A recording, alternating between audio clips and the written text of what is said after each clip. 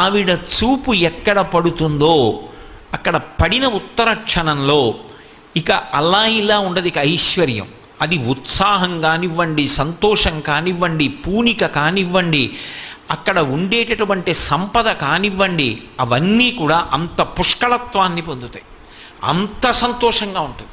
అందుకే ఆవిడ చూపులలోంచే అంతటి అనుగ్రహ ప్రసరణం చేసింది. అందుకే ఐశ్వర్యం ఎక్కడి నుంచి ఇస్తుంది అంటే ఆమె యొక్క చేతిలోంచి ఇస్తుంది అని చెప్పడం సాధ్యం కాదు. అందుకే లక్ష్మీ కటాక్షము అంటూ ఉంటారు. ఆవిడ చూపు పడితే చాలు, ఒక్కసారి అలా ప్రసన్నంగా చూసిందా, ఇక అక్కడ ఎంత ఐశ్వర్యం ఏర్పడుతుంది అనేటటువంటి దాని గురించి చెప్పడం ఎవరికీ సాధ్యం కాదు. అయితే మీరు ఒక్క విషయం జ్ఞాపకం పెట్టుకోవాలి, నేను ఐశ్వర్యము ఐశ్వర్యము ఐశ్వర్యము అన్న మాట వాడుతున్నప్పుడు కేవలము నేను సంపద గురించి మాట్లాడుతున్నాను అని